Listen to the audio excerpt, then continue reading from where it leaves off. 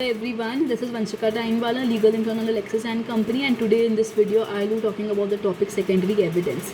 So basically, the Satyamev Jayate, literally that means the truth stands invisible.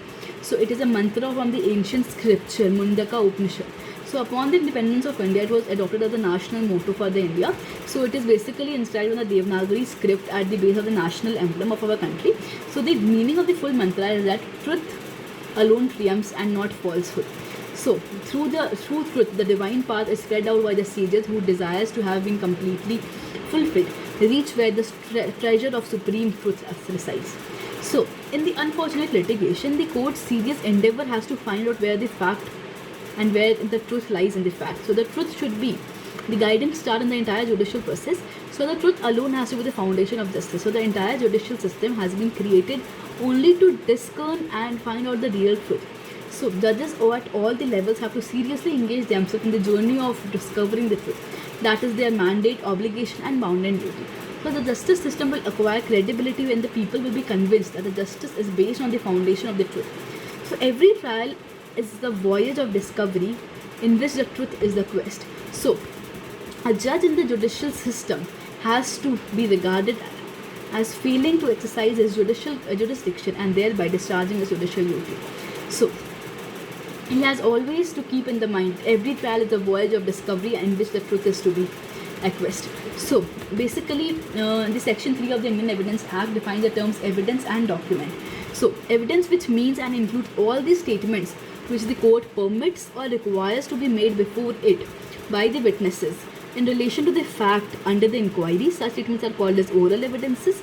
All the documents, including electronic records produced for the inspection of the court, such documents are called documentary evidence. So the word document means any matter expressed or described upon any substance by means of letters, figures, marks, or by any or by more than one of those means intended to be used or which may be used for the purpose of recording that matter.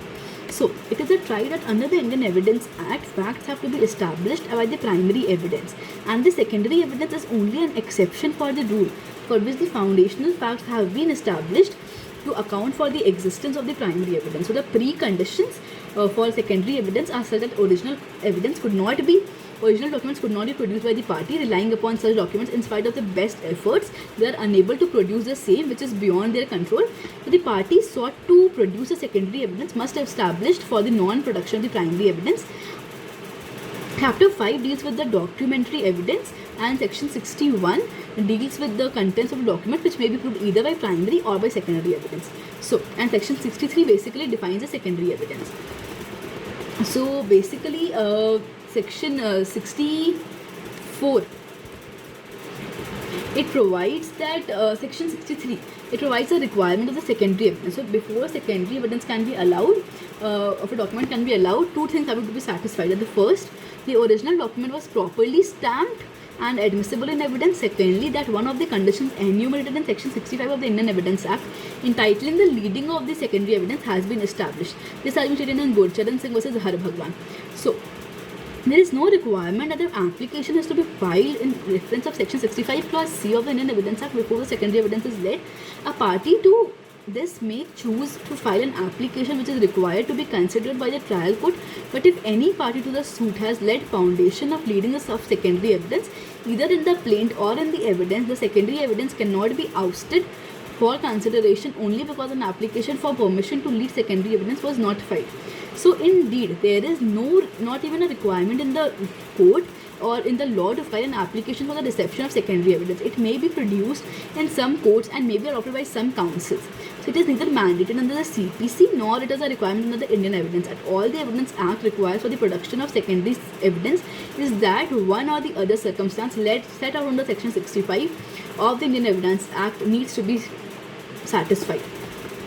So in the case of Vipin Shantilal Panchal vs. State of Gujarat 2001, the Honorable Apex Court of the Supreme Court laid down the procedure has been set for receiving a document when the same is objected to during the trial. So the practice of holding up trials on the objections at the time of tendering of documents was castigated and was held to be an archaic practice. So the leading of secondary evidence would facilitate the court to test the admissibility, validity, and the genuineness of the documents in the terms of execution. So, if the execution of the document at the threshold of the existence and the loss thereof is proved, then the court can rely upon such document in accordance with the law, and in the event of the failure, the court would eschew the same.